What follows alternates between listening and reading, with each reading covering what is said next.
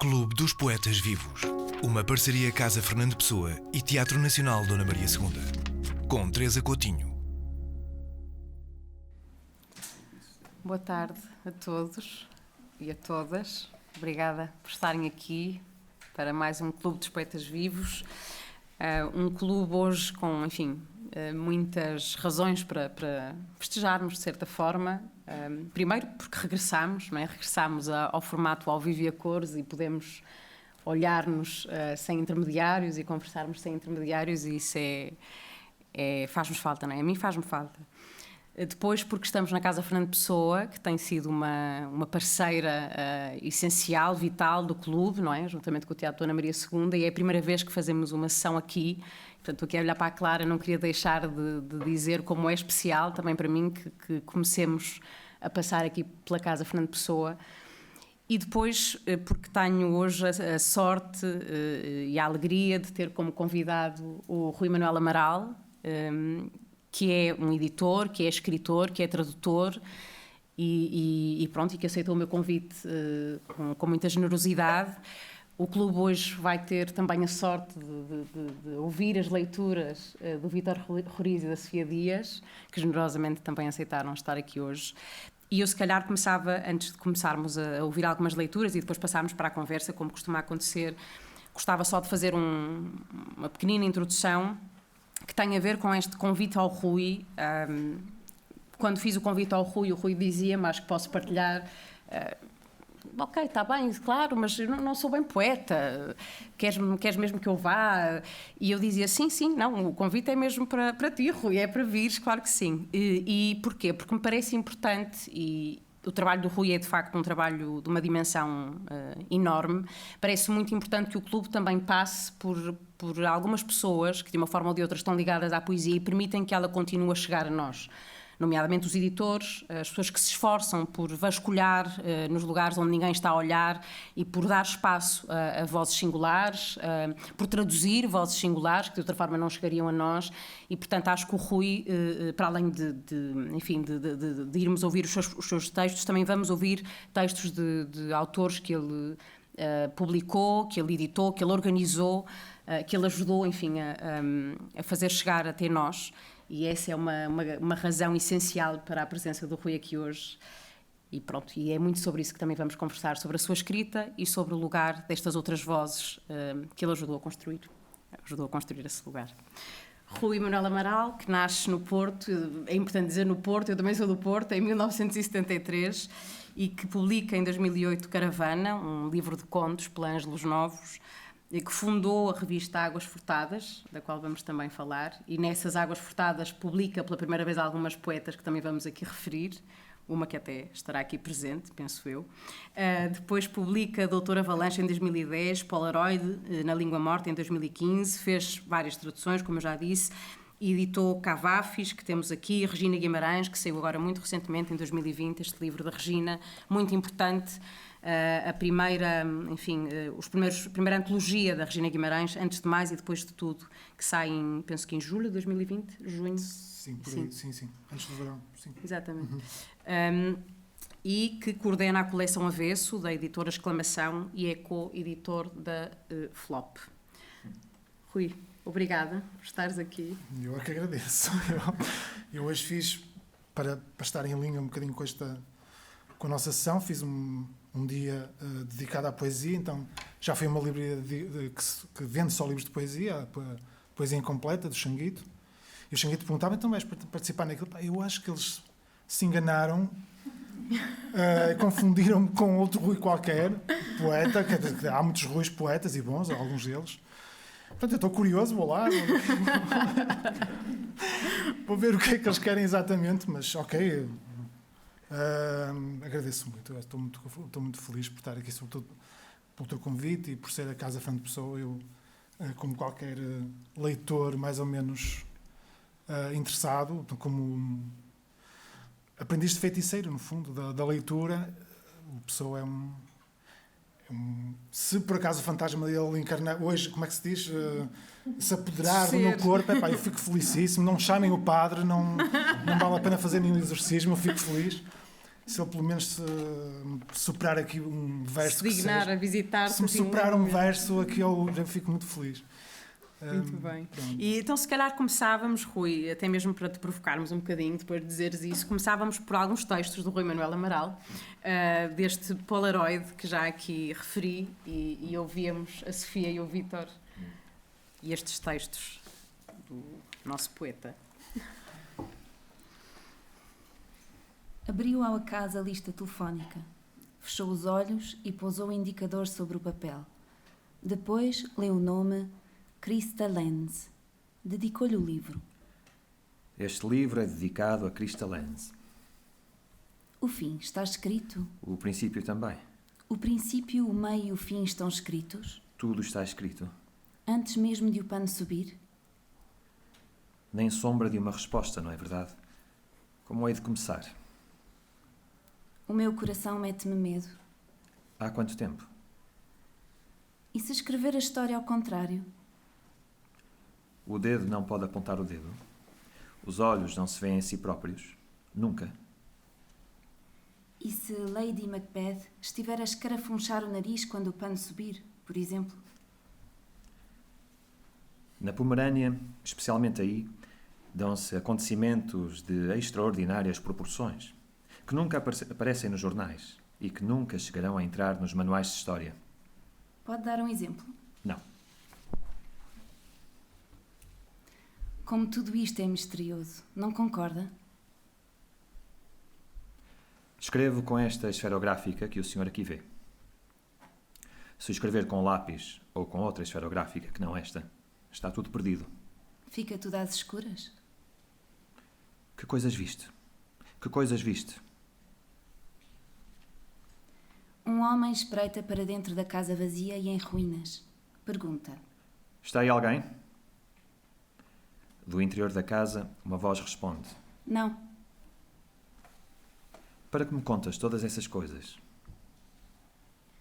Que tipo de leitor és tu? Atento? Distraído, Míope? astigmático, Verde? cinzento, De sorriso ao canto da boca? de sorriso por dentro da boca, De café? de fila para o autocarro, De estação de comboios? de cama de hospital, De lado nenhum? de nariz torcido. Morto?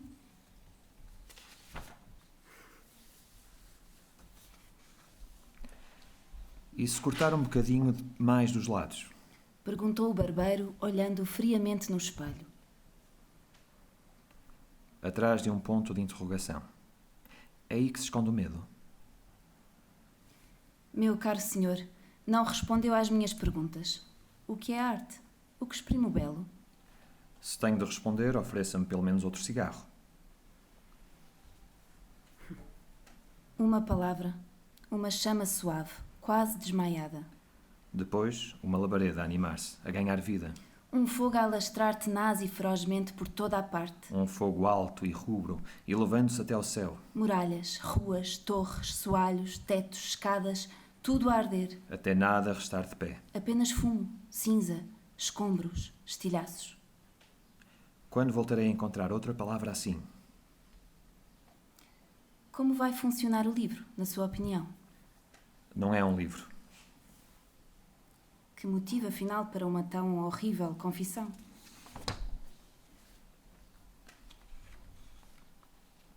O senhor tem de aprender a mentir convenientemente. De que serve uma mentira se é descoberta? O seu nome é Vítor? Às vezes é uma coisa, outras vezes é outra. Não é muito divertido ter o mesmo nome desde que nascemos até que morremos, pois não? Posso pedir-lhe o nome emprestado? O que pretende? Esquecer? Esquecer para sempre? Sim. E acha que consegue? E depois?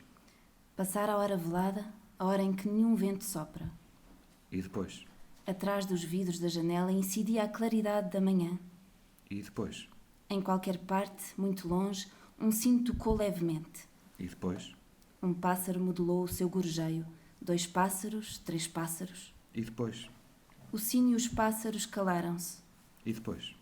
A monótona claridade branca derramou-se do Oriente ao Ocidente, por toda a rosa dos ventos, cobrindo o mundo inteiro. E depois? E depois? E depois? Como está pálido. Sente-se bem.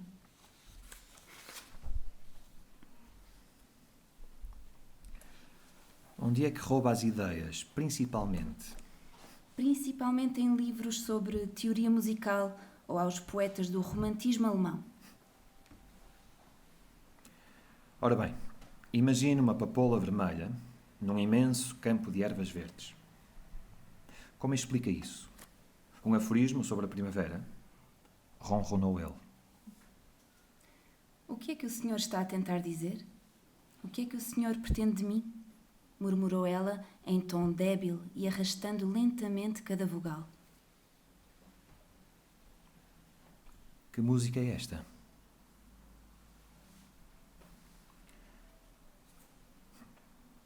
Minha querida, vamos ter um encontro, não vamos? Sussurrou-lhe ele ao ouvido, na sua rouca voz de coveiro calcinado. Uma cobra e um rato.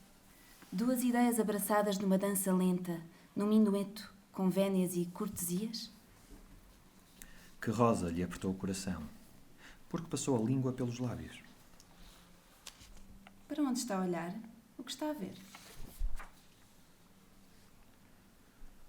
O verão nos pomares. Doces e românticos pêssegos lançando as 4 setas do amor às frias peras. Em asas de libélulas. Em tempos que já lá vão? Quem é mais mentiroso?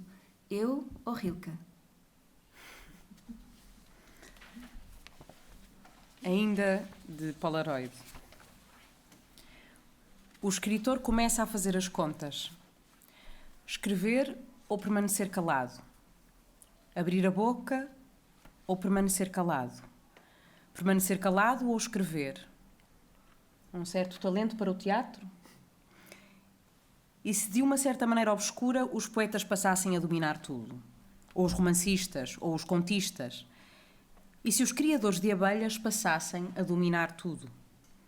Brandir um guarda-chuva no ar, como se fosse um sabre, num dia de trovoada, vociferando contra a obra de arte, contra a sociedade, contra a boçalidade, contra o lixo do espírito. Um convite à morte por eletrocução? Ninguém perguntou por mim. Não. E ontem? Também não. Há quanto tempo está aqui à espera? Há muito. E o senhor? Devo ter chegado um pouco antes. E ainda não aconteceu nada? Absolutamente nada. Acordar de manhã, depois de uma longa, estranha e ininterrupta noite de sono. Como um náufrago numa praia.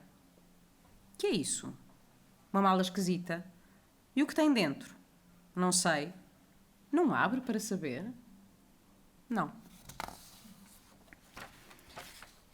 Há 1000 maneiras de matar o tempo. Com os pés, com folhas de jornal, com um pêndulo, com os pedacinhos de um espelho, com lápis de cor, balas de prata, frasquinhos de água benta, com a solidão. Não é possível arranjar uma explicação para tudo isto? Como se chama aquela arte? Ah, aquela arte de relatar coisas, como se chama? Aquela arte de relatar coisas sem relatar coisa alguma? Os senhores perguntaram-me quem apunhalou Hedwig Tillens. Desde já lhes digo que não me interessa quem o matou. E se soubesse, não o diria.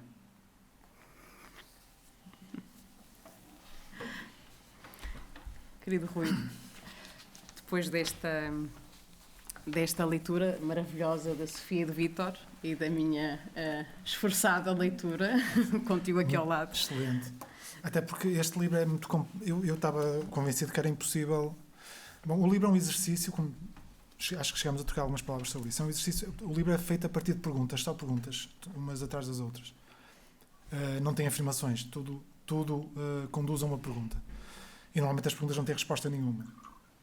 Aliás, com quase todas as perguntas, não é? E portanto sempre achei que ia ser difícil vocês conseguirem ler isto sem perderem o pé, porque não... quer dizer, o livro tem uma lógica, não é? Uhum. Não sei se consegui chegar lá, mas aquilo tem uma... as perguntas começam de uma maneira e acabam de outra. Mas ficou ótimo, pá. Obrigado. Fico mesmo contente porque percebi que isto até é capaz de funcionar. Pelo menos para mim. Provavelmente para o resto das pessoas não acharam isto uma palavra-me pegada, mas eu gostei. Fiquei muito contente. Fiquei mesmo contente.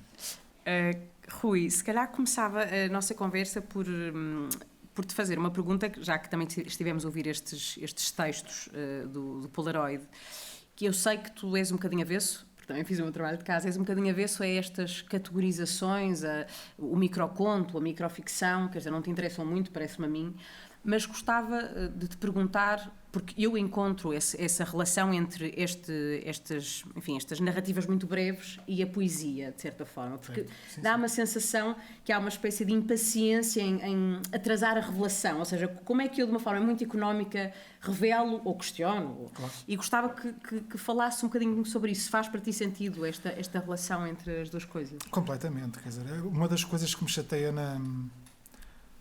isto é uma conversa que já começa, até para mim já começa a ser chato, porque, quer dizer, como já tive esta conversa muitas vezes, para o resto das pessoas provavelmente nunca ouviram falar nisto, aliás, na micronarrativa, que é uma das categorias mais imbecis que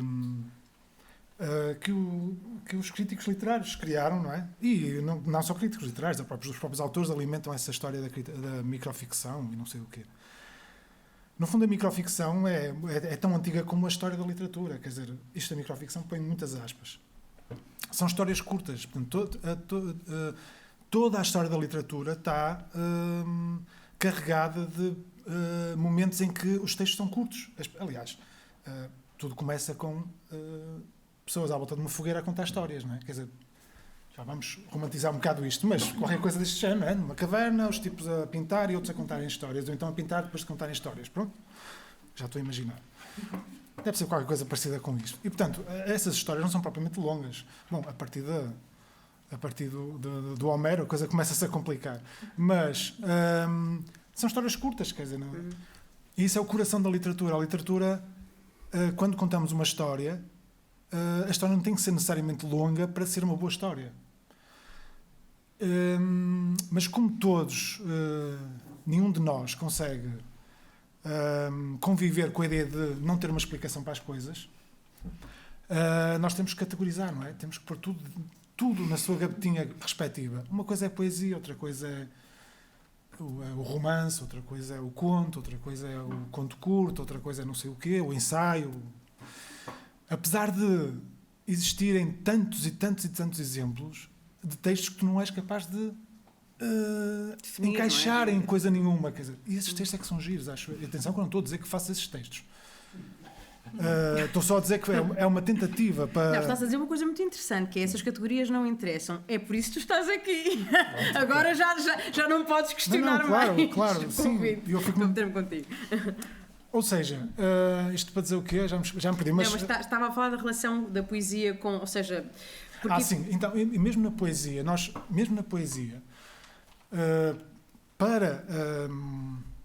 quer para o leitor mais especializado, às vezes é difícil categorizar um determinado tipo de poema.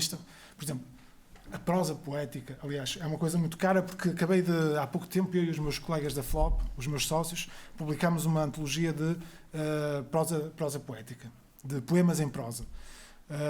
Uma espécie de genealogia da poesia em prosa francesa, que aliás foram os tipos mais ou menos que inventaram aquilo. O Baudelaire, o Rimbaud, o Mallarmé e por aí fora. O Rimbaud, aquilo é exatamente... Por exemplo, os poemas do Rimbaud são exatamente poemas. O Mallarmé, aquilo é exatamente poesia. Aquela poesia que nós... Abrimos um livro de poesia, um poema, versos, não é? O Baudelaire, não é? Quer dizer, aquilo é exatamente poesia. Não estou a falar dos poemas tradicionais, estou a falar, por exemplo, do Sprint de Paris. Aquilo são exatamente poemas. Ninguém sabe, não é? O Baudelaire provavelmente também não sabia, não interessa. É literatura. Eu se calhar estou a ser um chato. Olha, por favor, pelo amor de Deus. Pronto, eu fico um bocado entusiasmado com isto, porque realmente os textos que são mais difíceis de categorizar e de classificar são aqueles que para mim são realmente fascinantes e que entusiasmam mais, que me deixam, enquanto leitor, deixam-me com vontade de imaginar. Ou seja, a literatura só serve para imaginarmos, para abrirmos a portinha da imaginação. Portanto, é para isso que serve a literatura.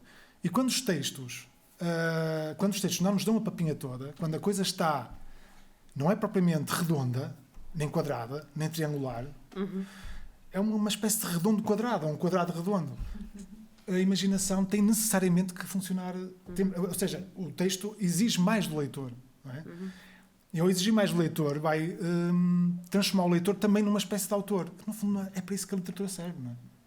Quer dizer, se um autor conta uma história da forma absolutamente tradicional, princípio, meio e fim, rapariga que encontra rapaz, o rapaz encontra rapaz, rapariga encontra rapariga, tudo normal, a história tudo tradicional, exatamente como a nossa vida, não é? A nossa vida é uma coisa relativamente cinzenta. Mais coisa, menos coisa. A minha é. E é para isso que serve a literatura, é para transformar esta chatice em qualquer coisa um bocadinho mais... com mais condimento, com um bocadinho mais de pimenta e sal, não é? Sal e pimenta. Disseste uma coisa que eu acho muito interessante e que acho também muito reveladora, que é a literatura também serve para transformar o leitor em autor, não é? E isto faz-me lembrar, até tinha apontado aqui, andei a ler uma série de coisas sobre ti, andei a vasculhar a tua vida, e tu a da altura dizes que numa história curta, como num poema, cada palavra é escolhida e vale o seu peso em ouro. E pensando um bocadinho nessa ideia, parece a mim que está um bocadinho subjacente também à maneira como, se é que há uma maneira como se escreve, não é? Depois isso é outra questão, mas que é essa de estar também a propor ao leitor um jogo, quase, não é? Gostava que me falasse um bocadinho de como é, não esta ideia de como é que escreves, não é isso, mas porque também sei, porque és editor, porque também já traduziste, esta ideia de olhar para os textos, tu revês os textos muitas vezes, como é que é esse artesanato, não é? Como é que, para propores o jogo certo. É a parte mais... Acho que qualquer autor dir-te-á que a parte mais gira disto tudo é estar exatamente... Não é a ideia, não é propriamente a ideia que tu tens. Se calhar estou a generalizar, estou a dizer que qualquer autor e estou a ser um palerma, mas ok, para mim, não é exatamente a ideia. O que tem graça é depois trabalhar a ideia. E estar ali, à volta daquilo, dias e dias a fio, ou o que seja, não sei, pronto. Claro que há aqueles tipos, não é? O Jorge Sena que dizia que nunca corrigia os textos dele, jamais. A parte de estar ali a fazer renda é a parte mais divertida disto tudo, porque é exatamente um jogo, não é? E se isto não tem graça para quem está a escrever e a fazer a renda, a ourivesaria, não é? No meu caso é só renda, porque ali metais preciosos não há muitos, mas... fazer a rendinha, é a parte mais divertida. Aliás, as nossas avós, eu gostava de saber fazer renda. Como não sei fazer renda, tento escrever. Mas sim, é exatamente esse jogo, é a parte mais divertida. Para mim, a parte mais divertida é, ok, a ideia tem que ter alguma graça. Não tenho a certeza disso. Agora estou a pensar, os livros mais divertidos não têm ideia nenhuma. Não há ideia nenhuma especial. Aqueles mais engraçados, para mim, que são os mais engraçados, não têm ideia nenhuma especial. A parte gira é a maneira como o autor consegue, com nada, enganar-te. Portanto, o famoso contrato entre o autor e o leitor, enganar-te e tu sabes que estás a ser enganado, como é evidente, e estás ali... entras num jogo, sabendo que aquilo é só um jogo. Pronto. Porque a ideia pode ser fabulosa, mas se o jogo, a maneira como o autor te atrai e te vai dando migalhinhas, não é? Ou a cenourinha, isto sem maldade nenhuma. Eu também gosto de comer cenouras, muitas. É a parte mais divertida disto tudo. Não exatamente a ideia. Os livros que eu mais gosto não têm ideia nenhuma. Ideia especial. Sim. Não, sim, estava-te a ouvir. Do que eu percebi, a primeira vez que tu publicas é porque há um convite que te é feito de um editor. Sim. Gostava só que me contasse um bocadinho, porque depois fiquei a pensar, tinha aqui no meu bloquinho de apontamentos, não é? Tu que és editor, bom, isto no fundo depois é para falar um bocado do lugar do editor e dessa responsabilidade, digamos assim, se calhar uma palavra um bocado, mas acho que tem um bocado também isso, não é? A responsabilidade da edição. Mas como é que surge esse convite do teu primeiro livro? Então, eu tinha no tempo em que os blogs falavam, eu tinha um blog com uma amiga, e ainda tenho esse blog com essa minha amiga, com a Cristina Fernandes, onde publicava histórias. Ia publicando histórias. Depois, o Osvaldo Silvestre, que é um tipo de Coimbra, deves conhecer o Osvaldo, um tipo curioso também. Portanto, existia em Coimbra uma editora, aliás, acho que a editora foi fundada em Lisboa, depois passou para Coimbra, Ângelos Novos. Não tenho a certeza do que estou a dizer, mas... Na qual o Manel Rezende também publica. Também publicou, série de... sim senhor, exatamente.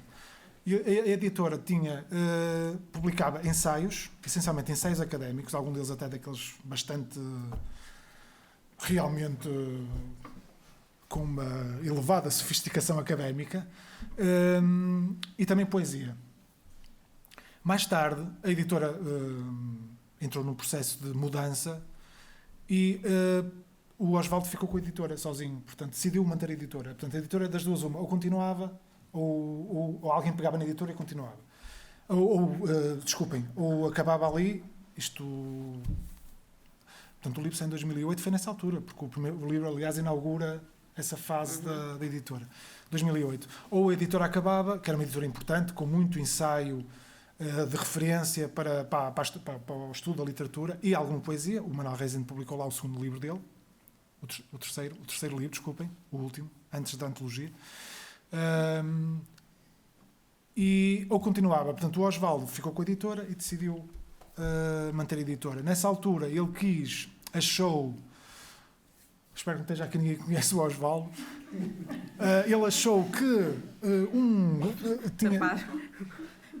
ele achou que provavelmente está a ser gravado, existia ali uma espécie de oportunidade comercial, explorar uma coisa que em 2008 parecia interessante, que era a micronarrativa. Portanto, aquela coisa que há pouco falamos. Que tu adoras. E que eu adoro, sim. Eu não me posso queixar, porque a ideia era exatamente essa. Olha, estou a pensar, não me conheces de lado nenhum, eu chamo Osvaldo Silvestre, não sei o quê, por acaso o conhecia, como é evidente. Aliás, uma série de tipos que estão ligados a essa editora são das melhores cabeças do estudo da literatura em Portugal, vários. O Osvaldo, o Abel Barros Batista, o Gustavo Rubim, vários. Muitos tipos que são realmente os melhores estudiosos da literatura em Portugal. Alguns dos melhores estudiosos da literatura em Portugal. E ele enviou-me um e-mail a perguntar se eu não estaria interessado em publicar alguns daqueles textos de outros que eu tivesse ou que quisesse para construir um livro. Claro que eu fiquei entusiasmado com a ideia de... Pronto, e passei à frente. Que idade, Rui, só para eu ter uma ideia? Não sei, 30 e tal. Por aí. Por acaso, felizmente, consegui... sou daqueles tipos que consegui resistir a publicar coisas miseráveis. Não resisti exatamente porque há coisas aqui e acolá. Eu por acaso já ia aí, quer dizer, há uns poemas, eu depois, como tu me disseste, não sou poeta, eu não tive coragem de pegar neles, mas há alguns poemas online. Ainda bem que fizeste há alguns poemas online do Rui, de que eu gosto, agora não estou a dizer isto porque estás aqui, mas efetivamente gosto, mas percebi que provavelmente são de uma altura que não te apetece muito recuperar. Eu preferia mesmo esquecer essa parte. Nunca foram publicados em livro, felizmente. Não consegui resistir a isso. Nunca, se fosse hoje, com tantas editoras, na altura era mais difícil, agora com as pequenas editoras todas a publicar tudo e mais alguma coisa, se calhar teria caído no erro de publicar esses poemas, mas felizmente tenho muita pena se eu conseguisse apagar isso. Também não interessa assim tanto, não interessa. Estão para lá, também não é assim tão importante. Às vezes damos importância a tantas coisas que depois na prática não têm assim tanta importância. Margarida Valdegato, maravilha. Se a Margarida quisesse também entrar sem ser reconhecida neste momento. Também fui editor da Margarida Valdegato. Enormíssima poeta portuguesa. Já esteve no clube. Eu estava a dizer... Pronto, e foi assim que surgiu essa... Na altura o livro saiu e teve alguma fortuna crítica e o Osvaldo insistiu mais uma vez. Se calhar era giro, fazemos mais um. E pronto, esse é o segundo livro, o Dr. Avalanche, que também é de contos curtos. Foi assim que eu nunca pedi nada ao Osvaldo. Ele é que propôs publicar os livros. Portanto, se os livros não se vendem e estão lá num armazém, pá, o problema não é meu. Eu estava a pegar nesta ideia do convite. Pronto, primeiro para perceber se foi por teres tido esse convite que, imagino que não, que escrevesses antes disso, mas que a escrita passou a ter um lugar na tua vida que não tinha antes. Não, eu escrevo desde... eu fui um adolescente como quase todos nós, como todos, provavelmente. Também escrevi poemas, como sabes, essas coisas que estão lá na internet. Fui daqueles adolescentes estúpidos que escreviam um poema à noite e de manhã pensavam que eram génios. Portanto, já há muito tempo... Estou a rir muito porque eu também era assim. Já há muito tempo que acho que que escrevo coisas. Não surgiu com os livros. Não, agora, os livros envolvem um grau de responsabilidade que eu aí realmente não concedo 1 milímetro que seja de facilidade, ou facilitismo, ou que seja. Acho que um livro é realmente uma coisa séria. Acho que nesse aspecto sou um autor e um editor à moda antiga. Um livro tem que ser uma coisa realmente séria. Não pode ser... não podemos acordar um dia e editar um livro. Isso é absurdo. Isso não faz sentido nenhum. Acho que não faz... Quer dizer, eu não acho que não faz sentido, mas... Pronto, não faltam exemplos, não é? E já que disseste isso, se calhar já vamos ouvir alguns poemas de livros que tu editaste, mas de outros autores, mas gostava, falando da tua faceta de editor, e sobre essa responsabilidade, não é? Que há bocado falávamos, enquanto editor, aquilo que isto se calhar é um bocado difícil de aferir, não é? Mas aquilo que te move, parece-me a mim, quando olho assim de fora e tentando estar atenta às coisas às quais estás ligado, de uma forma ou de outra, porque eu acho que estás ligado de muitas formas, e isso depois se calhar tem a ver com a tua faceta de leitor, antes de tudo, mas isso se calhar mais para a frente, mas tu sentes a responsabilidade de criar lugares novos, ou seja... Esta conversa também é um bocadinho antiga, é verdade, das editoras grandes e da importância das editoras pequenas, mas, por exemplo, pensando na coleção avesso, não é? A importância de pensar uma coleção do início ao fim, com um propósito, Gostava que falasse um bocadinho sobre isso, sobre o lugar do editor e dessa responsabilidade, como disseste. O que é o editor à antiga, no fundo, não é? Ainda bem que a sua doutora me faz essa pergunta, porque é muito interessante. Ora, essa cara amigo, por favor, faça favor. Eu não embarco naquela queixa de que os pequenos editores, coitadinhos, não sei o quê. Claro, é evidente que há pequenos editores que vivem da literatura, portanto, do que editam, e isso é uma coisa, isso é uma história. Outra é, uma boa parte de nós, os que editam livros em pequenas editoras, não vivem disso. E, portanto, não têm que publicar qualquer coisa, não há essa necessidade. Aquilo que me parece importante... isto para dizer o quê? Exatamente. Eu fico tudo contente que as grandes editoras publiquem lixo. Fico mesmo... É ótimo, isso é excelente, porque abre espaço, ou deixem de publicar os autores à séria, não é? Os autores que vale a pena publicar. Porque isso permite às pequenas editoras explorar filões. Esta é a parte em que podemos tirar o... Estou a brincar, estou a meter contigo. Tirar o som. Estou a brincar. Sim. Estou a meter contigo. Porque vocês têm o patrocínio da Ponta Editora? Nem pensar, pelo amor de Deus. Isto é uma brincadeira. Ou da lei, Nem pensar, o contrário disso. Podiam ter, eu estava aqui a falar mal do patrocinador, também não ia deixar de fazê-lo, mas... não, quer dizer, os grandes editores... há realmente a tendência para publicarem, para o risco ser zero, não é? Um grande editor, ou um grande editor, não é um grande editor, uma grande editora, no fundo é uma fábrica como outra coisa, portanto, vende coisas como outras quaisquer, podem ser sapatos, sabonetes, o que seja, não interessa. E, portanto, aquilo é um produto, é um artigo, o livro é um artigo. No universo das grandes editoras, porque no fundo isso é compreensível e legítimo, porque aquilo não são negócios, portanto, é para fazer dinheiro, muito dinheiro. Um autor que não tem interesse comercial, não faz sentido estar a ser editado por uma grande editora. Para quê? É só para a editora ficar com livros no armazém sem interesse nenhum, para que não vai conseguir vender aquilo não não é bom para o autor nem para a grande editora. Até mesmo para o autor, que se for um autor sério e consciente do trabalho que faz, editar numa grande editora, portanto, uma editora comercial, não tem interesse, porque aquilo está no meio de um maralhau de coisas aquilo aparece num catálogo tão esquizófreno, tão louco, com coisas que não têm rigorosamente nada a ver umas com as outras. Eu imagino que alguns desses autores também fiquem um bocadinho frustrados às vezes, quer dizer, são tipos que levam aquilo a sério, não é? E depois aparece no meio de um livro de cozinha, e no meio de um livro de autoajuda, e no meio de um catálogo que tem um livro sério com um livro de autoajuda, um livro de culinária, um livro não sei do quê. Pronto, isto para dizer o quê? Felizmente, ou infelizmente, que eu não me importava nada de viver disto, gostava muito, mas como não posso, eu tenho a vantagem de poder publicar só aquilo que eu acho que outras editoras não publicam e que são essenciais para leitores como eu. Ou seja, quando eu acho que vou a uma livraria e não há um livro que eu gostava que estivesse lá, eu imagino que podia publicá-lo. Pronto, é assim que surgem as coisas. No caso da coleção Avesso, portanto, estes são 2 livrinhos dessa coleção, por exemplo, estes 2 e este também. A ideia é justamente essa. Portanto, há um tipo no Porto que tem uma editora. Esta editora não é minha, exclamação.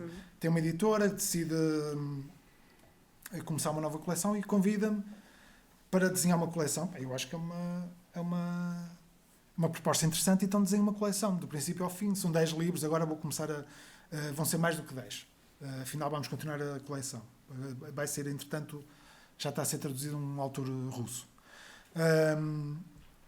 Portanto, a ideia é exatamente livros que o leitor não encontra nas livrarias, mas que eu, enquanto leitor, gostaria de encontrar lá. Portanto, tendo a oportunidade de editar, edito esses livros. No fundo é isso. Já vamos continuar sobre a edição. Respondi à tua pergunta. Respondeste. Mas se calhar ouvíamos, a propósito da edição e deste papel do Rui, alguns textos, agora não do Rui, mas que estão ligados a ti nessa vertente de editor. Se calhar começávamos pela Regina Guimarães. E por este, antes de mais e depois de tudo.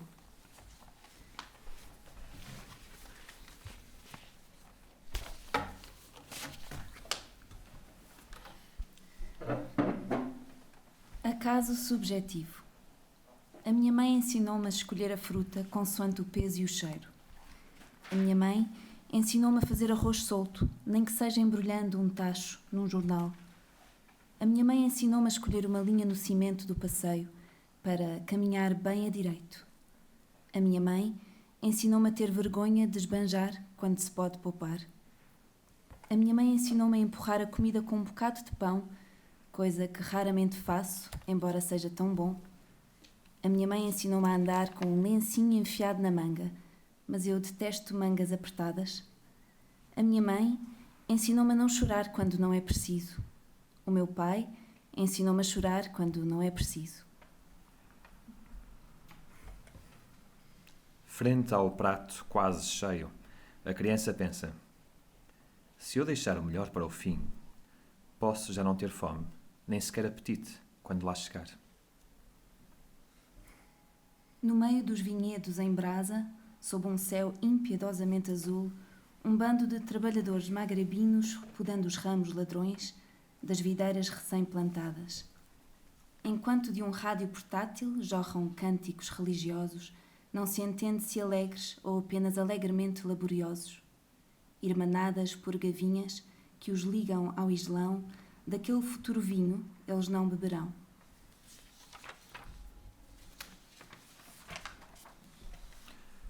O outro lado. Do outro lado não há lá, mas do lado de cá há quem só queira ter olhos para o que não está. Do outro lado não se começa, mas do lado de cá há quem só possa cismar no que não regressa. Também não há sim do outro lado. Mas cá não falta quem gabe esse fim sem fim, onde todo nada cabe. Ninguém deixa recado do outro lado. Mas do lado onde se espera, há muito quem se convença que este é o lado de lá, do lado do outro lado, discreto, quedo e calado. Qu'est-ce que la grâce? Dói-me de tudo um pouco, até mesmo a alegria aleijada de ter 2 pés escorreitos até a velha flauta dos meus ossos. Dói-me não ver um palmo à frente do nariz e saber que o nariz não é meu. Dói-me não ser bando, não ser o bandido, e dói-me a barulheira dos olhos, seu pousio sem repouso, no silêncio desabrido. Dói-me a palmada nas costas, dói-me o sorriso furtivo. Dói-me a carta extraviada, dói-me lê-la em voz baixa e dá-la como perdida. Dói-me lê-la em voz alta, com a voz amarrotada. Dói-me a cópia de Pandora e dói-me a mão que abre a caixa.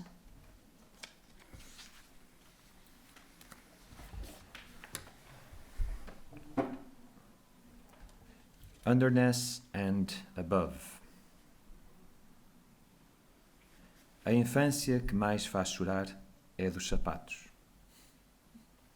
Cambados, eles descrevem curvas comoventes.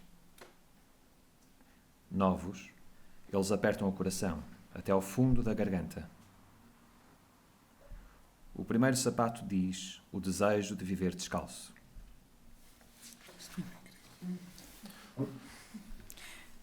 O foguete na meia de vidro.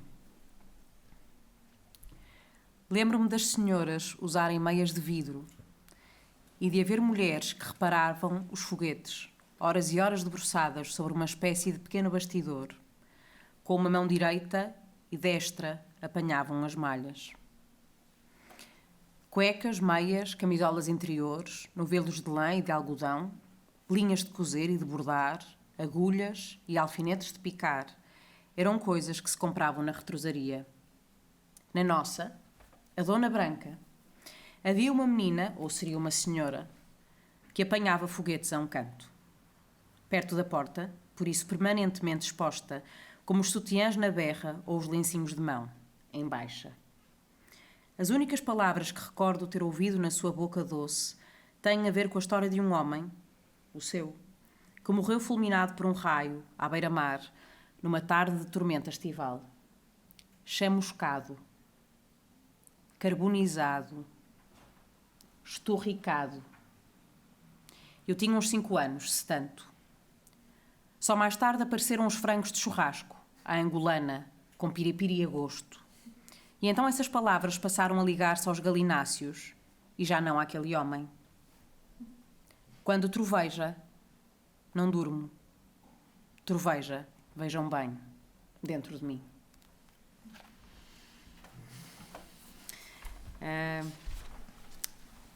Vocês não leram? É engraçado, é curioso, porque já aconteceu isto da outra vez quando foi o lançamento. Não leram o poema mais famoso da Regina Guimarães? Mas leste tu?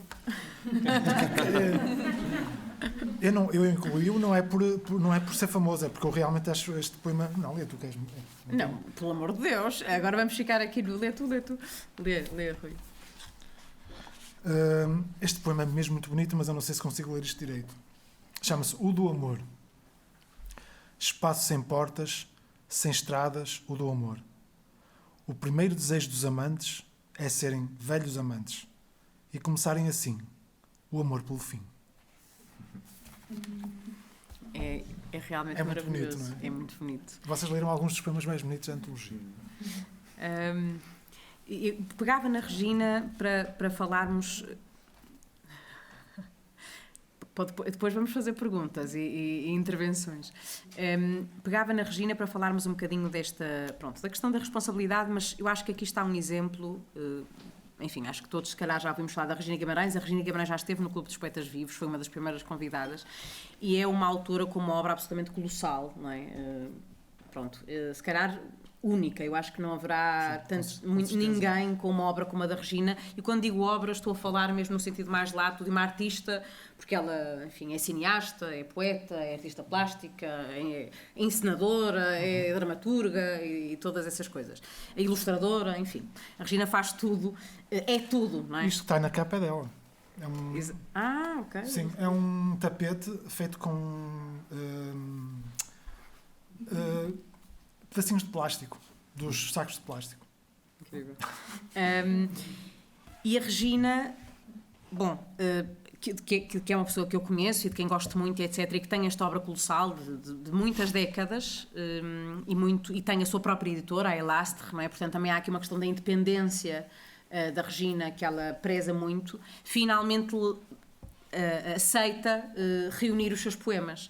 E eu acho que isso acontece, eu não conheço a história, realmente não conheço, não estou a fazer nenhum, mas eu acho que isso também acontece por, parece-me, missão tua, sentido de missão. E é aqui que volto ao editor, neste caso, tu fazes a seleção dos poemas com a Regina, imagino que tenha demorado um tempo considerável, mas gostava que me falasse um bocadinho deste processo com a Regina Guimarães. Pronto, é exatamente aquilo que eu estava a dizer antes. Ou seja, às vezes é importante... há coisas tão boas para serem publicadas e que não estão publicadas. É tão simples como isto. Quer dizer, é evidente que isto é uma questão de fé, uma questão de gosto. Aquilo que é importante para mim não é para ti, não é para outras pessoas, claro. Mas se um editor não acredita que aquele livro é realmente importante e entusiasma-se com o livro e acha que aquilo é o último, se não pudesse publicar mais nada, era aquele livro que tinha que publicar. Também não vale a pena ser editor, não é? O editor é exatamente isso. Eu acho que o trabalho de edição é tão extraordinário precisamente porque estamos sempre convencidos que estamos a editar a última coisa que faltava. Então, no caso da Regina, assim como no caso do Manuel Rezende também, mas vamos à Regina. No caso da Regina, a Regina ela neste momento tem 40 livros. Alguns deles têm centenas de páginas. Ela é uma escritora compulsiva. Eu, quando estava a fazer este trabalho, porque ela, em alguns livros que ela chama cadernos, portanto, ela escreve, organiza precisamente o trabalho dela por cadernos, para ser mesmo no caso dela, creio que é um recurso mental para organizar o próprio trabalho dela, porque ela escreve tanto que tem que ser por cadernos. Imagina, um caderno que dura 2 meses, tem 200 poemas. E eu acho que ela também é capaz de não ser capaz de conseguir selecionar os poemas. É exatamente o que eu digo, não é? Também há um lado, às vezes, que a sensação que dá é que ela não deita nada fora. No bom sentido, ou seja, não há nada que seja para deitar fora, porque eu acho que ela nem se põe nesse lugar de estar a fazer esse juízo de valor sobre o poema. Eu acho que ela não consegue fazer isso. O que é muito curioso. E também o trabalho de edição é giro porque vamos conhecendo alguns autores que são realmente curiosos, como é o caso da Regina, porque tem esse lado de conhecer o trabalho das pessoas pelo avesso. Não é? E eu acho que ela é incapaz de fazer esse trabalho de seleção. E foi exatamente por isso que ela aceitou fazer este livro. Porque ela não conseguia fazê-lo. E a Regina, portanto, a obra é tão vasta, tão grande e editada, na maior parte dos casos, numa editora que ela tem com o companheiro, o Sagnel, a chamada Elastre, que é um projeto único também, raro. Se não é único, é raro. Isto parecia que eram 2 sinónimos, mas não são. Portanto, é mesmo um projeto raro. Portanto, eles vão produzindo, vão criando livros, filmes, documentos, crítica cinematográfica, crítica literária, e vão disponibilizando isso tudo num site chamado Elastre. Portanto, os livros estão todos disponíveis. Todos os poemas que estão aqui estão disponíveis nesse site. Mas para um leitor comum, eu sou muito mau leitor comum. O que é um leitor comum, não é? Que miséria. Esqueceu o que eu disse. Para um leitor que vai a uma livraria e que quer conhecer a poesia da Regina Guimarães, é impossível conhecer a poesia da Regina Guimarães sem dedicar pelo menos meio ano, que foi o que eu fiz, a ler os livros todos da Regina Guimarães.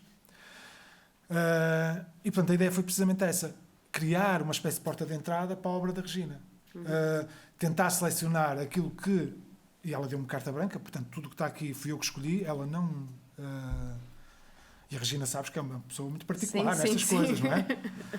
Ela deu-me carta branca, portanto, faz exatamente aquilo que tu achas que deves fazer, e portanto os poemas que estão aqui fui eu que os escolhi, provavelmente ela escolheria outros quaisquer, não sei. Pronto. A propósito disso, tu dizes uma coisa, o pós-fácio do livro também vale a pena ler, é um pós-fácio muito bonito, do Rui, e tu dizes uma coisa que eu acho lindíssima, que vou passar a partilhar convosco. Tu dizes assim: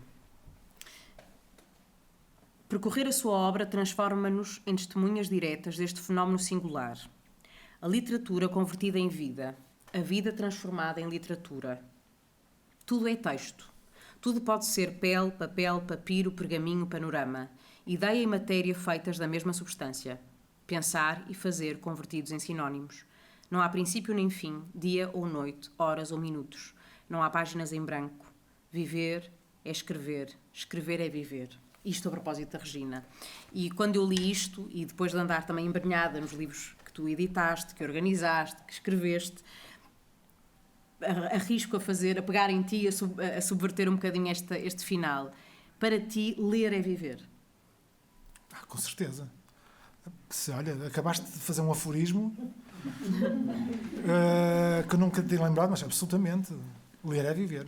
Se não fosse para viver, não valia a pena. Quer dizer, a leitura, os livros, a literatura é uma maneira de negarmos a morte, de combatermos a morte. Isso não há qualquer sombra de dúvida em relação a isso. É para isso que isto serve. Aliás, é a única razão para existir os livros de literatura, a pessoa. É tentarmos evitar a morte até onde for possível. Quer dizer, acrescentar mais um bocadinho, mais uns minutos de vida, mais um passo à frente, mais qualquer coisa com a imaginação, não é? É para isso que isto serve. Lindíssimo o que acabaste de dizer, Teresa. Lindíssimo. Sou absolutamente de acordo. Porque pensava, e tu dizes isso, li uma entrevista tua em que dizias que eras um leitor ávido, frenético, não é? Quer dizer, e como tu aqui disseste, que eu acho que tem uma maneira muito justa, parece-me, de expor a coisa, que publicas aquilo que gostarias de ler, não é? E que os leitores pudessem ter acesso, ou que traduzes também, como também chegaste a dizer sobre a tradução, traduzes a autores que tu achas que é impensável este tipo ou esta tipa não terem sido traduzidos. E a propósito disso, e de ler é viver, e enfim, se calhar pegava no Manel Rezende para, isto sou eu a juntar as coisas, mas acho que é possível juntar aqui o Manel Rezende por uma razão. Saiu A Grécia de que Falas, não é? Uma antologia de poetas gregos modernos, traduções do Manel Rezende, um tradutor exímio, excelente. E é um livro póstumo, ou seja, saiu na língua morta, e o Manel já cá não está, morreu há 2 anos, penso eu. 2 anos e qualquer coisa. Fez no início deste ano 1 ano. Fez 1 ano, bem. Para mim, exatamente, para mim já pareciam 2 anos. O Manel que esteve no clube, se calhar algumas pessoas aqui até estiveram no Clube dos Poetas Vivos em que o Manel esteve. E para além de depois de haver muita coisa para dizer sobre o Manel e sobre aquilo também que estávamos a falar antes da sessão, de algumas coisas terem vindo tarde para o Manel Rezende, e o que é que isso também quer dizer, a que é que se deve, mas há aqui também, por exemplo, gostava também que falasse um bocadinho deste processo específico, porque estas traduções saem depois do Manel ter morrido. Como é que isto acontece, não é? Tu estiveste também à volta das traduções do Manel para poder juntar esta antologia. Sim, é um processo relativamente parecido com o da Regina, ou seja, coisas que a ideia é sempre a mesma.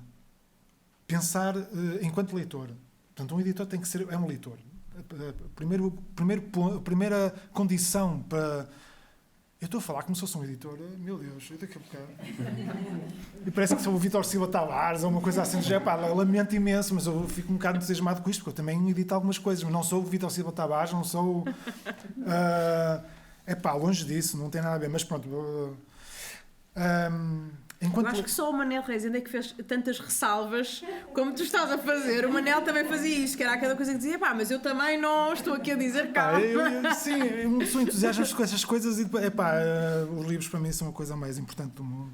Uma das coisas mais importantes do mundo. Pronto, olha, eu acho que podemos fechar a sessão aqui. Este foi o final que esperávamos, estou a brincar. Mas, o editor, parece que estou um editor, meu Deus, daqui a bocado sai aqui uma coisa de pavão editorial, não é? Tipo, livros a saírem aqui atrás. Portanto, estava a dizer, é a mesma história da Regina. Se o leitor chegar a uma livraria e quiser ler poetas gregos contemporâneos que ainda não estão modernos, que ainda não estão traduzidos para português, ou que não estavam, ou que ele acha que não estavam, tal como no caso da Regina, quer dizer, até há pouco tempo tu ias a Maravilha, como bem sabes, e o que é que existia da Regina Guimarães? Não existia nada. Podia existir alguma coisa da Elastro, uma coisa aqui, outra acolá. Raramente isso acontecia. Agora, pelo menos, o leitor tem um princípio. Pode conhecer alguma coisa da Regina Guimarães e, a partir daqui, se gostar, explorar o resto. Desculpa fazer só uma ressalva. Eu acho que é importante dizer, muitos saberão, mas a Regina é mesmo uma das maiores poetas portuguesas, sem sombra de dúvida. E, portanto, claro. há essa discrepância que é também muito...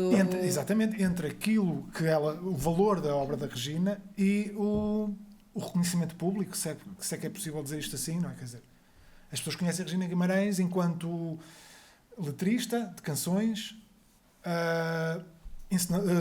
dramaturga, tradutora, e sabem que é poeta. Mas nunca leram nada, não sabem, quer dizer, nunca leram, ouviram dizer. Mas a verdade é que a Regina é uma enormíssima poeta, e era fundamental existir qualquer coisa que tivesse acessível a qualquer leitor que chegasse a uma livraria e que gostava de ler a Regina Guimarães. Pronto, existe uma coisa para ler a Regina Guimarães. A mesma coisa da antologia do Manel. Ele tinha, ao longo da vida, ele traduziu imensas coisas, era um tradutor fabuloso. Também é uma coisa que podes convidar, tradutores de poesia. Não deixo. Exato. Que são tipos muito curiosos. E tipas, claro. A mesma coisa, quer dizer, ele traduziu tantos poetas gregos, não são assim tantos, são para aí 20 e tal, não chegam a 20 e tal. Já não me recordo quantos estão, mas havia muita coisa que ele tinha traduzido e que estava completamente dispersa, ou em revistas completamente obscuras, ou que já tinham desaparecido, difíceis, só aqueles colecionadores bibliófilos malucos é que têm, não sei o quê. Outras coisas que ele publicou online, outras coisas que estavam inéditas, que ele enviava para os amigos, enviava para mim e para outras pessoas. Quando ele encontrava um poema de que ficava muito entusiasmado, o gajo traduzia, depois enviava aos amigos por e-mail. Portanto, tudo isso estava disperso. E essa obra é uma obra... Se puderem ler esse livro, leiam, que é mesmo absolutamente fabuloso. Essa antologia de poetas gregos modernos, portanto, que foram traduzidos pela Maná Rezende, tem lá coisas absolutamente... É que não é só o texto. Eu não percebo nada de grego. Mas percebe-se, quando é uma boa tradução, quando a tradução é realmente boa.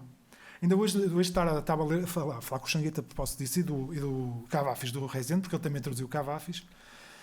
Eu estava a dizer uma coisa muito curiosa, que era, antes de aparecer a antologia do Joaquim Melão Magalhães, portanto aquela que agora está na Cotovia, acho, o Relógio d'Água, já não sei, só existiam os poemas do Cavafis traduzidos por Jorge de Sena. Os poemas do Cavafis traduzidos por Jorge de Sena são puras invenções de Jorge de Sena. Portanto, a maior parte daquilo não corresponde exatamente ao que o Cavafis escreveu. Mas essa parte é a parte mágica disto tudo. Porque quando lemos uma antologia como a do Joaquim Manuel Magalhães, vemos um poeta completamente diferente daquele que tínhamos lido do Jorge de Sena. Não é? Quer dizer, o Jorge de Sena é qualquer coisa que está ali cheio de energia, uma pulsação qualquer, um brilho, uma música que não está na antologia do Joaquim Manuel Magalhães. Quando nós convidamos o Manuel Rezende para fazer a antologia dele, porque o gajo dominava o grego de uma maneira... Porque o Cavafis não escrevia exatamente em grego, no grego que se fala na Grécia. Portanto, o gajo usava uma série de dialetos de comunidades gregas espalhadas, por exemplo, da comunidade grega de Alexandria e por aí fora. Portanto, ele cruzava o grego sofisticado, portanto, o alto grego, com o grego popular e depois com determinados dialetos do grego, portanto, das colónias gregas, dos sítios onde ainda se fala grego no Mediterrâneo. E ele conseguiu traduzir isso tudo e traduzir isso para português. Quando aparece, isto para dizer o seguinte, portanto, existem 3 antologias do Cavafis, portanto, dos poemas do Cavafis. Quando aparece do Manuel Rezende, a antologia do Manuel Rezende, percebemos que aquilo não é o Jorge de Sena, não é uma invenção. Portanto, não é o Jorge de Sena a fazer de conta que é o Cavafis, que é brilhante. Não é uma tradução literal do Cavafis, porque uma tradução mais ou menos literal do Cavafis torna-se uma tradução morna, completamente plana, sem música, sem nada não, desculpem. Não tem graça, é uma coisa, ok... Aliás, ficámos com a ideia de que isto é um Cavafis muito estranho. O Cavafis é assim tão fraquito. Mas quando aparece a antologia do Manuel Rezende que nós publicamos, aquilo tem um fogo. Ok, não foi exatamente assim, não foi exatamente aquilo que o Cavafis escreveu, porque aquilo foi traduzido para português, mas tu percebes que ele já está mais próximo do que aquilo que o Cavafis escreveu e ao mesmo tempo tem o mesmo grau de musicalidade, aquela música que o Cavafis tem, aquela... É muito difícil explicar, aquilo tem que se ler o Cavafis. Ele está aqui. É um autor fabuloso. E quando aparece como é que chegamos aqui ao Cavafis? Estávamos a falar da antologia do... A Grécia de que falas. A Grécia de que falas, que saiu agora na Língua Morta. Pronto, essa antologia tem não só o Cavafis, como outros autores. Não tem o Cavafis precisamente porque já tínhamos publicado o Cavafis. Tem vários autores gregos.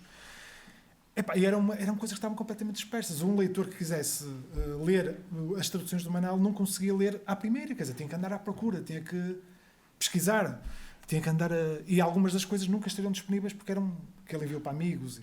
Pronto, a ideia foi exatamente essa, reunir isso tudo, fazer uma coisa, construir um livro com isso. Mas, Rui, quando tu dizes um leitor que quisesse ler esses poemas, esses textos, tinha que estar à procura, tinha que pesquisar, é isso que tu fazes, não é? Depois, o teu trabalho... Só para tornarmos, claro, o trabalho de editor, mas quer dizer, só para também... Porque a mim parece-me um trabalho de minúcia e de uma grande atenção e de tempo, não é? De dedicar muito tempo claro, a esse que sim. A esse trabalho. E é nesse sentido que eu digo que um editor tem que ser uma pessoa, tem que ser... A edição é uma coisa séria, muito séria. E falha sempre. O que é que isso quer dizer, falha sempre? Nunca vai ficar exatamente como tu querias. Nunca. Mas isso acontece em tudo. Os atores são iguais. Quer dizer, tudo. Esta sessão nunca vai ser exatamente aquilo que eu desejava que fosse. Nada é exatamente como nós... Quer dizer, a perfeição não existe. Mas, o nosso trabalho é tentar ir até ao limite. Até ao limite tentar fazer... Isto é básico, toda a gente sabe isto, não é? É importante ouvir. Acho que é importante ouvir. Se calhar ouvíamos só, de certa forma também como uma homenagem ao Manel. Eu acho que depois tu vais querer ler mesmo o Manel e já te vou convidar a fazer isso, mas ouvíamos alguns destes poetas gregos e também, aqui está o livro de que estávamos a falar, 145 poemas do Cavafis. Eu lerei um poema para também não tornarmos isto muito longo, mas acho que é importante. Posso contar duas outras coisas muito rápidas? Eu sei que já me estou a alongar demasiado e sou muito chato e embrulho-me todo. Desculpa lá. Esta edição é da Flop, que é uma minúscula editora que tem com mais 4 amigos, aliás, duas estão aqui, a Adriana e a Tamina. O Manuel Rezende, isto é só para dar um exemplo, o Manuel Rezende é um gajo realmente excepcional. E depois nós temos que ter estes heróis na nossa vida, não é? Que isso não tem graça. Pronto, um dos meus heróis é este gajo. Então o tipo, a edição canónica dos poemas do Cavafis, ele escreveu muita coisa, o Cavafis. É um poeta grego. Se puderem, leiam, vale mesmo a pena. A edição canónica são 148 poemas. Ou seja, aquilo que ficou e que o Cavafis queria que fosse lido a obra dele eram 148 poemas. Tudo muito bem desenhado, muito bem organizado. 3 poemas o Manuel Rezende não conseguiu traduzir. Isso foi das coisas mais engraçadas nesta edição, porque o tipo, depois ele explica isso no prefácio, o tipo dominava completamente isto. O gajo traduziu quase toda a obra, mas 3 poemas e ele dizia, não consegui traduzir isto. Isso tem exatamente a ver com o que nós estávamos a dizer. Tal como um editor tem que ser um tipo sério, um tradutor também tem que ser um tipo sério, um autor tem que levar isto a sério. O tipo preferiu não traduzir esses três poemas porque não iam ficar exatamente como ele queria. E, portanto, a antologia, faltam 3 poemas da obra canónica do Cavafis, porque o Manuel Rezende, um tradutor excepcional, reconhece que não conseguiu traduzir esses 3 poemas. Pronto, achei graça, não sei, isto provavelmente não tem graça nenhuma, mas queria só tem graça, acrescentar isso. Força. E lemos aqui esta pequena... Acho que sim. Então, para variar, aqui vão mais notícias. Vitor, desculpa, deixa-me só referir, isto é um texto do Manel Rezende que está na antologia de poetas gregos e que nós achamos por bem. Portanto, são 3 ou 4 textos, são 4 textinhos que eu acrescentei à antologia só para se perceber mais ou menos o que é que o Manel Rezende pensava da tradução e do trabalho que isso dá. Eu acho que esses textos são tão bonitos e tão... São fixes, não sei. Pronto. Que eu achei que era importante para o leitor. É mais uma coisa que o leitor podia ter gostar de conhecer. Pronto, obrigado por terem escolhido também esses textos. Ótimo. Vamos a isso então. Para variar, aqui vão más notícias. Pensa muito boa gente que a poesia é aquela parte criadora e jovem da língua, que o poeta é o visionário que mostra o mundo a partir de novos prismas nunca antes utilizados. Erro fatal e grave.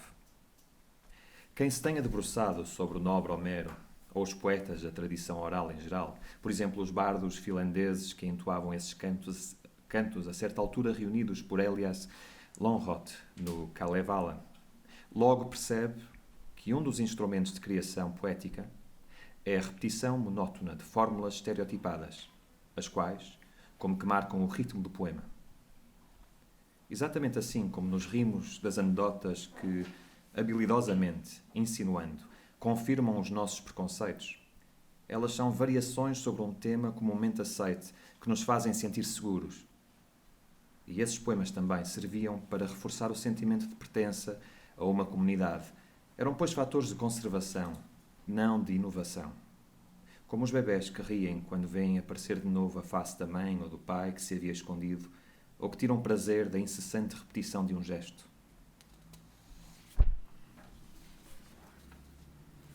Agora já vou ler os poemas. De Michalis Ganas, Pancadas Surdas. É obra conhecer as nossas dificuldades, articular a alma num problema difícil de palavras cruzadas, umas vezes na vertical, outras na horizontal, passando a cada passo por uns grandes quadrados negros, tropeçando em amigos esquecidos. Circunspectos, habitualmente, por vezes insinceros, cheios de marcas de pancadas surdas. Perguntamos como foi, e uns dizem que escorregaram na banheira, e outros dizem que escorregaram na rua. Esta terra anda cheia de cascas de banana. De Akatistos Deipnos, 1978. São muito difíceis de ler estes poemas. São. A musicalidade deles. De Katerina Angelaki Ruk. Eu não sei grego. Lamento imenso. Eu, enquanto estava a trabalhar, fazia exatamente o que estavas a dizer. Catarina Angélica Ruck. Ótimo. Não está cá o Zé Luís, infelizmente. Ok. Continuemos. Adolescência 1. Com a adolescência, o eu divide-se em dois. Um brinca e o outro apieda-se. O tempo florista embrulha-nos em papel transparente. E, embora esta atenção só se dirija ao nosso florescimento, não o sabemos e tomámo-la como caso nosso pessoal. Inverno em Atenas, em 1953. As lajes do passeio nadam na lama. As luzes vermelhas do Cine Orfeas amesquinham o mais informe dos corpos. Tens saudades do futuro como se fosse passado. Ao saíres do Teatro Kuhn, o homem das castanhas à esquina, a mamã com o casaco novo, tudo te leva às lágrimas. A inconsolável Blanche Dubois acompanha-me até ao bairro da Exarcheia. Os gladiolos amarelos pisados à chuva amargamente me simbolizam. A minha lascívia púbere idolatra o ator que introduz os principais temas da minha vida: desejo, morte. Depois, ele afasta-se e eu prossigo os restantes atos do meu acanhado palco. Até chegar à porta de casa, subi tragicamente até aos meus olhos. Que me falta que choro. Chove e hei de ficar sempre só, ninfazinha desamada ao frio. Epílogo do Ar, 1990. De Katerina Angelaki Ruka. A transcrição do pesadelo. Para que o pesadelo se torne poema, é preciso que o silêncio não tenha rangidos de alma, do coração ou de outros órgãos, da química inorgânica da existência. No silêncio, permite-se que habitem cores, mas estão proibidos os contrastes gritantes, negro com carmesim ou com o tão cantado azul dos olhos. Talvez um pouco de cor de cobre, terroso, de folhas murchas, ou branco com manchas de café na nuca dos cães.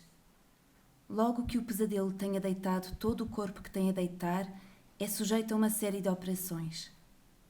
Com grande minúcia, há que lhe extrair a suspeita lógica e depois, sem anestesiante, transplantar-lhe algo da bondade inata dos humanos. A intervenção mais difícil consiste em amputá-lo do medo. Isso consegue-se mergulhando sem cessar o mau sonho na santidade da natureza. E é então que o poema floresce, folhinha a folhinha, flor a flor, débil a princípio, trêmulo, ergue-se da negra terra que o alimentou e ousa sonhar, o antídoto da aridez, a palavra. De Belo Deserto do Corpo, 1996. De Stilianos Karkianakis. O humanismo das árvores. As árvores fiéis ficam onde as plantamos. Derrotam a inércia da morte. Absorvem a distância com uma constância sem falhas.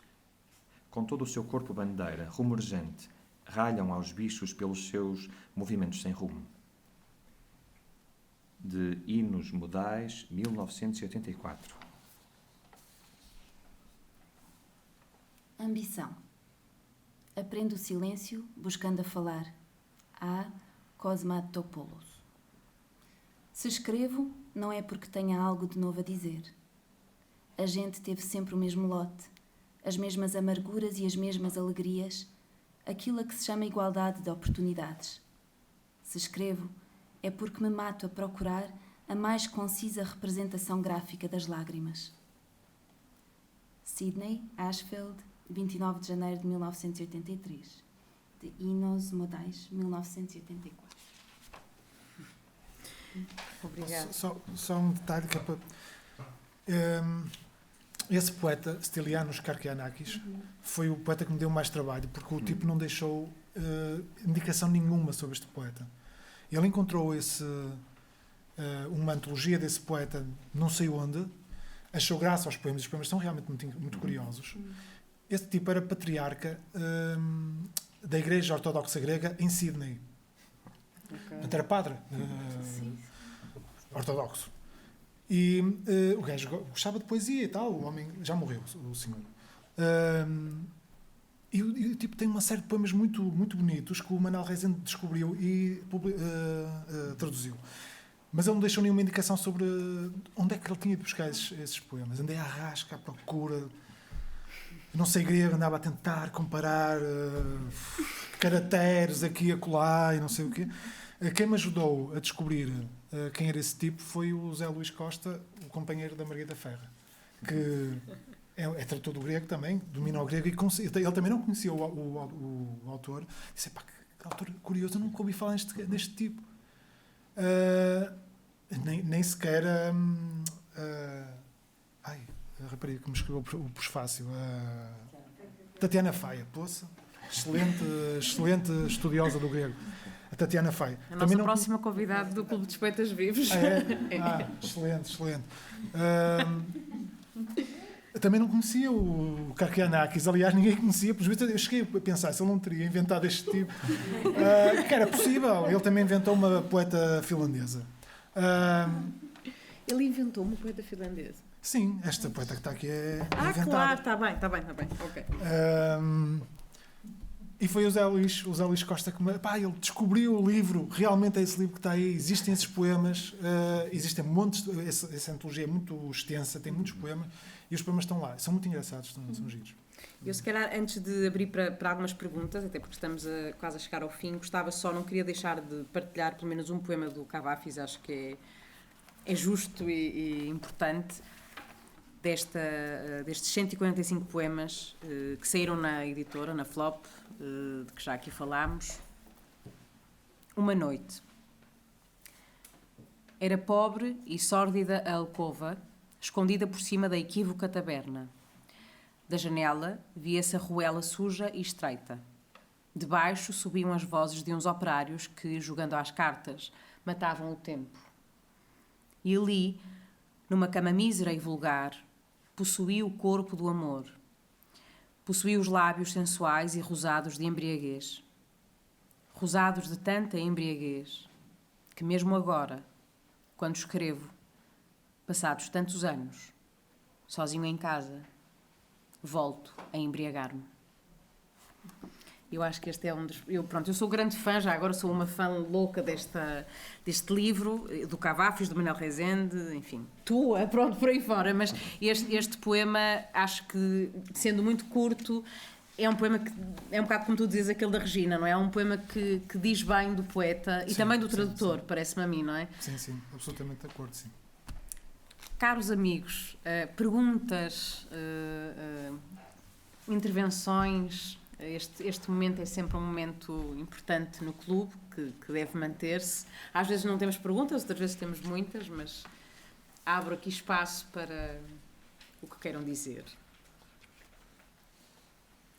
Se não quiserem dizer nada, continuaremos até a noite, estou a brincar, até a noite se impor, não. Não podemos, mas gostávamos. Se ninguém quiser perguntar nada, eu posso ler então um poema Acho muito bem. do Manuel Rezende.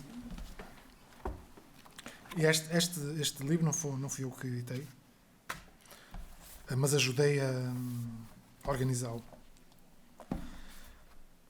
Então, é um poema relativamente longo. Vou tentar... Claro que eu não tenho o brilho a ler como os meus companheiros de mesa, mas... Vou tentar colocar a voz também. Na Provença, à procura da orelha de Van Gogh. Na Provença, à procura da orelha de Van Gogh. Essa orelha que nem o amor criterioso da honrada família conseguiu preservar do esquecimento. Pobre orelha que mais ninguém ligou. E que está, se calhar, esperando o seu dono que não volta. Nessa Provença é que eu estou. A verdade é que nem eu a encontrei, mas também, como os outros, não perdi muito tempo a procurá-la. Salvem-se os quadros, vendam-se os quadros, guardados pela criteriosa família, e até por descuidados provençais. É o essencial. A orelha, que se lixe. Não se pintam quadros com orelhas. As orelhas são para os músicos, e mesmo esses, às vezes, já só tocam música interior. Vicente, meu velho, em verdade te digo que por aqui as plantas andam a tentar imitar-te. E tantos anos depois ainda não conseguiram. Elas bem se torcem, elas bem chamam o sol, que todo se estremece. Elas bem se encostam ao céu, elas bem se verde, elas bem se azul, elas bem se amarelo. Eu sei, Vicente, muito te custou. Talvez até o amor do teu irmão. Um desses amores de que a gente não consegue livrar-se. E as mulheres, Vicente, tão muros. E o amor? Esse amor de que a gente não consegue livrar-se. Mas que queres? Ficou a tua obra. És famoso. E os teus quadros atingiram verdadeiras cotações. Sofreste? Pois sofreste. Quem não sofre? Também o Miguel Ângelo apanhou aquele jeito nas costas. E quantos poetas não têm agora tendinites no pulso? Aguentasses, rapaz, aguentasses. O mundo não está para os líricos. E desde já te digo, escusas de mandar mais orelhas. Este não é o melhor poema do Manuel Rezende, mas é um dos poemas mais bonitos do gajo. Eu gosto muito deste poema. É um poema maravilhoso. E pegando no Manuel Rezende, e estamos quase a terminar, mas gostava ainda de fazer duas perguntinhas. Uma, em conversa com o Manuel, na altura o Manuel ia fazer o Clube dos Poetas Vivos e foi assim que nós nos conhecemos e depois ficámos, enfim, acho que posso dizer amigos sem estar a exagerar. Eu gostava muito de ti. Sim. Ele disse-me que gostou muito dessa sessão e ficou mesmo... E depois a Piocha, que é a mulher dele, também ficou muito amiga. Sim.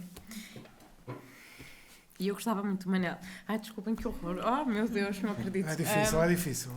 Bom, enfim, o Manel era um homem muito especial. E num telefonema que faço ao Manel, antes do Manel ir ao clube, e o Rui, que conhecia muito bem o Manel, e a Margarida, conhecia o Manel, enfim, era um homem caloroso e com humor, muito engraçado. E ao telefone, eu assim um bocado a tentar preparar a sessão e assim... com pompa e circunstância, pergunto ao Manel, então, caro Manel, vamos fazer a sessão, não quero fazer muitas perguntas, mas gostava de saber sobre a poesia, o que é que o inquieta, se tem alguma coisa a dizer-me. E o Manel faz assim uma pausa e diz, oh minha querida, sobre a poesia nada, agora, sobre a língua há muito que me inquieta. E isto era uma característica do Manel, eu acho que era muitas das vezes eu fazer-lhe perguntas e ele devolver-me perguntas que eu nunca tinha perguntado. E pegando nisto, eu gostava de fazer uma pergunta um bocado injusta e traiçoeira e difícil, mas que perguntas é que tu te estás a fazer neste momento? Quais são as tuas perguntas? É uma pergunta tramada. Opa, a grande pergunta... Eu só fui buscar o Manel com o acho texto. Um gajo quase que entra aqui no domínio da filosofia, não é? E das angústias existenciais. A grande pergunta é o que é que eu tenho feito, o que é que eu tenho feito da minha vida, não é? Se realmente é isto, se devia ter sido outra coisa qualquer, mas eu acho que é a pergunta que toda a gente se coloca. Em relação aos livros, as perguntas é onde é que estão os Kafkas de hoje? Tem que haver um Kafka a escrever em qualquer lado neste momento, quer dizer, isso... Onde é que está o Pessoa do momento? Onde é que está? Enquanto editor, essa é a grande questão. Os clássicos são os clássicos, existem, mais ou menos acessíveis, lá está. A ideia dos livros que estão aqui é exatamente essa, de recuperar os grandes autores e torná-los acessíveis.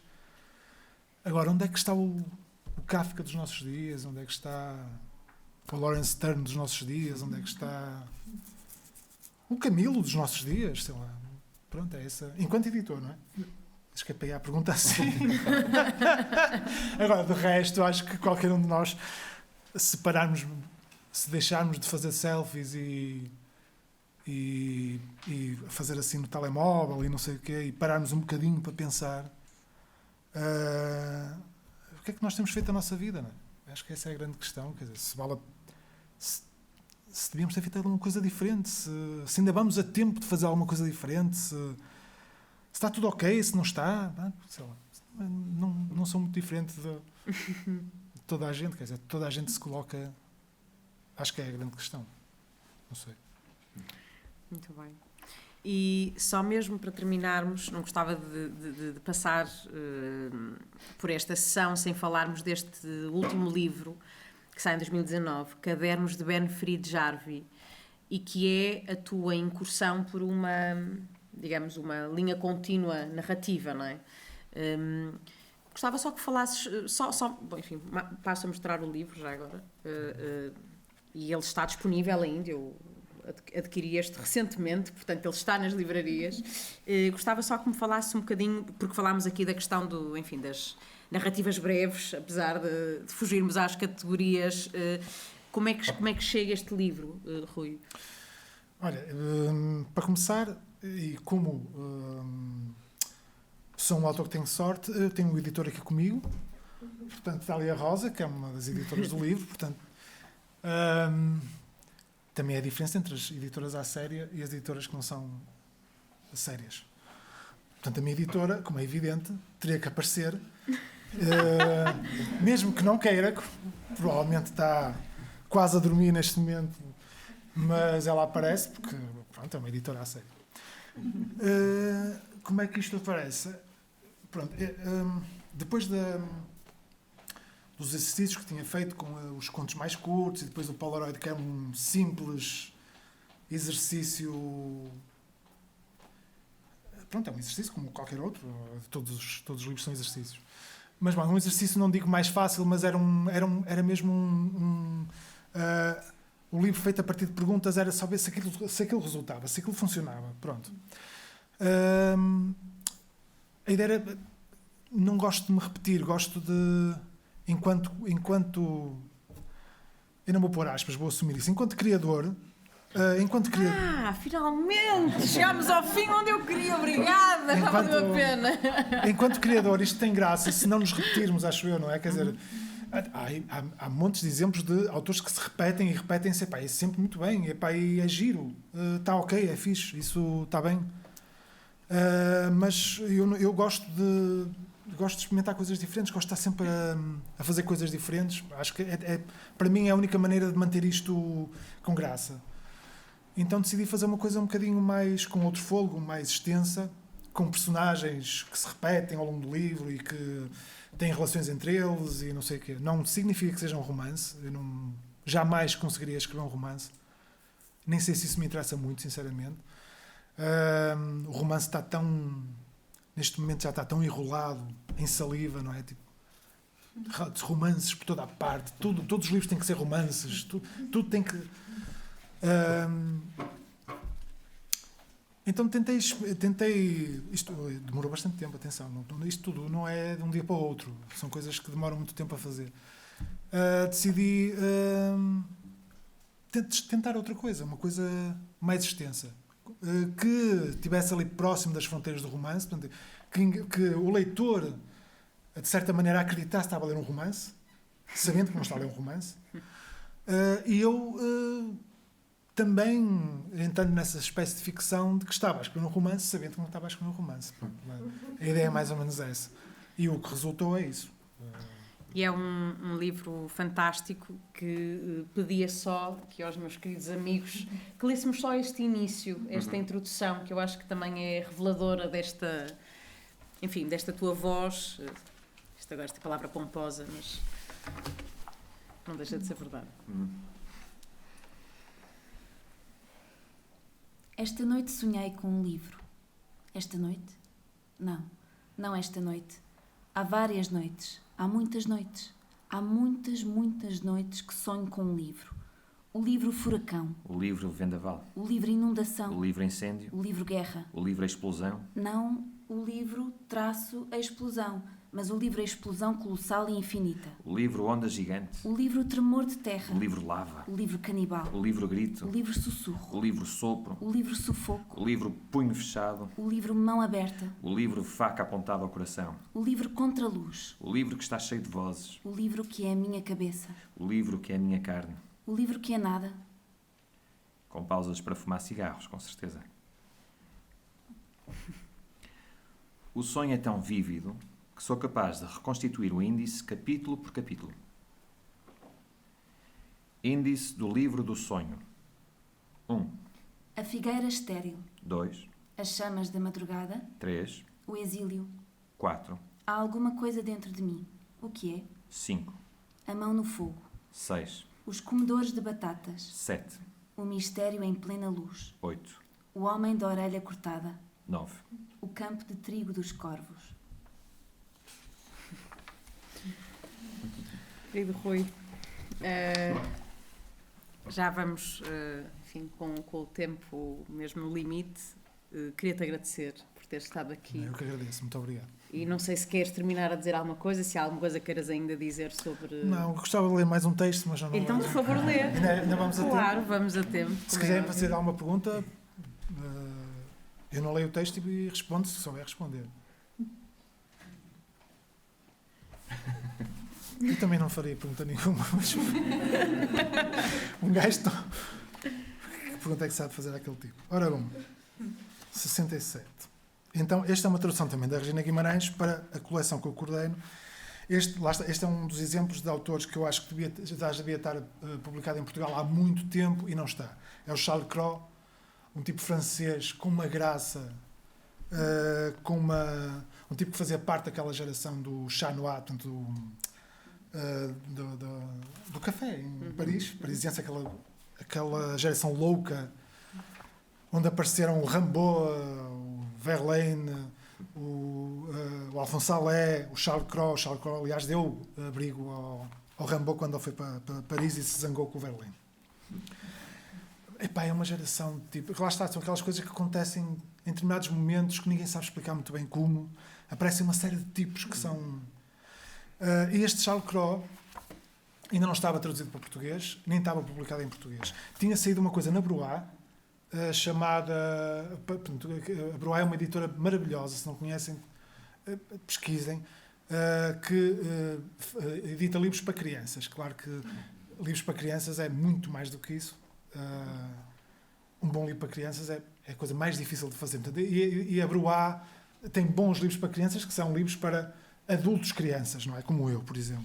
Então eles tinham editado uma coisa muito pequenina chamada, que está aqui também, que é o Arenque Fumado, que é um poemazinho, que também está aqui. Pronto, mas isto são os textos em prosa do Charles Cros. O Charles Cros inventou o stand-up comedy. Portanto, quando nós achamos que o stand-up comedy é uma cena...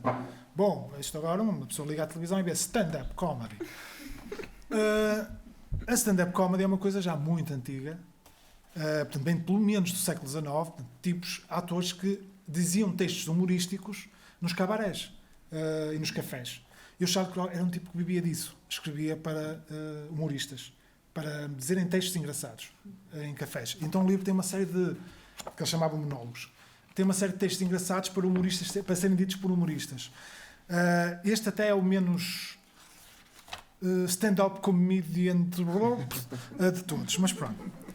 Outrora, há muito tempo, mas muito tempo não basta para vos dar uma ideia. Contudo, como dizer melhor, há muito, muito, muito tempo, mas muito, muito tempo. Então um dia, não havia dia, nem noite. Então uma vez, mas não havia. Havia sim, de outra maneira, como falar? Então meteu na cabeça, não tinha cabeça. Teve a ideia, sim, é isso, teve a ideia de fazer alguma coisa. Queria beber, mas beber o quê?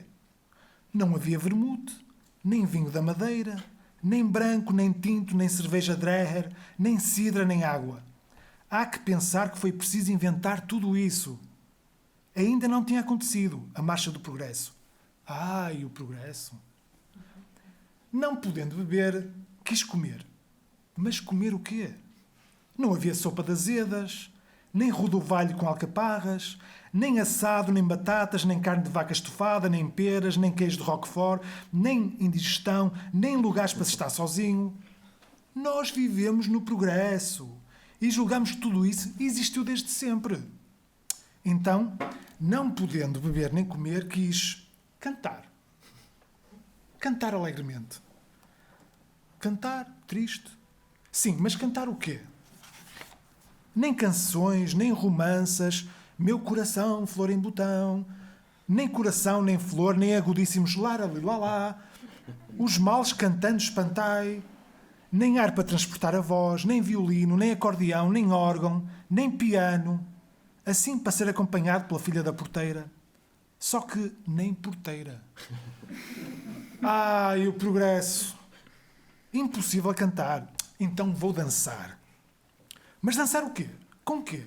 Nem soalho encerado para uma pessoa se estatelar, está a ver? Nem sarau com lustres e candelabros nas paredes a escorrerem cera para as costas de uma pessoa, nem copos, nem xaropes entornados nos vestidos, nem vestidos, nem bailarinas para usarem vestidos, nem pais a ressonar, nem mães vermelhuscas para empatar a dança. Então, nem beber, nem comer, nem cantar, nem dançar, que fazer? Dormir. Portanto, vou dormir. Dormir, mas não havia noite. Nem havia daqueles momentos que não querem passar, quando de noite uma pessoa boceja. Ele põe aqui a indicação. O ator boceja. Boceja, sabe? Não havia noite, nem cama, nem edredões, nem cobertas acolchoadas, nem botija quente, nem mesinha de cabeceira, nem... Basta.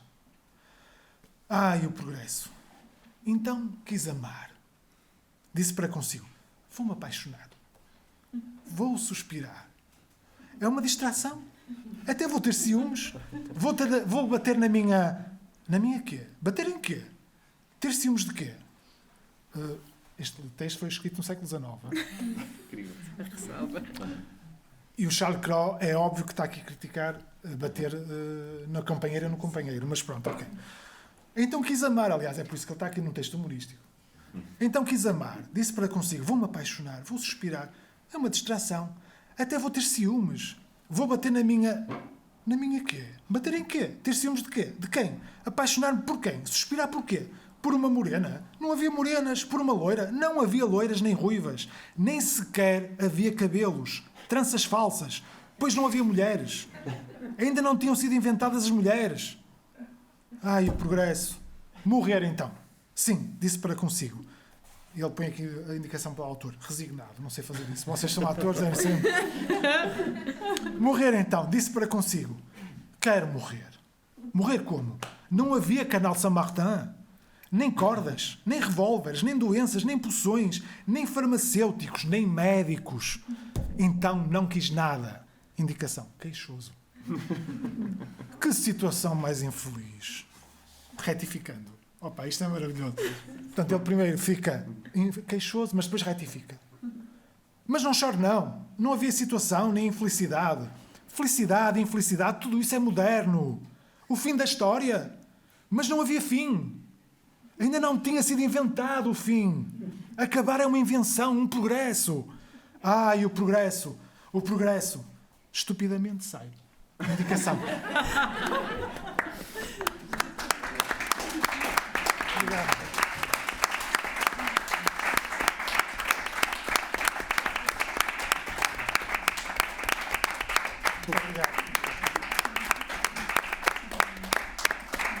Obrigado. Obrigada por terem estado aqui. Que fim, Namus, Rui Manuel Amaral. Obrigado pelo poeta vivo. Exatamente, obrigada pelo poeta vivo e por este encontro e obrigada a vocês que estiveram aqui hoje. Obrigada, Sofia e Vítor. E em junho, se tudo correr bem, e vai correr, lá estaremos no Teatro Nacional, dessa vez, com a Tatiana Faia. Devo dizer que é um milagre estarmos aqui todos juntos, tanta gente para falar de livros, é sempre... É comovente. Muito obrigado. Obrigada a todos. Obrigada.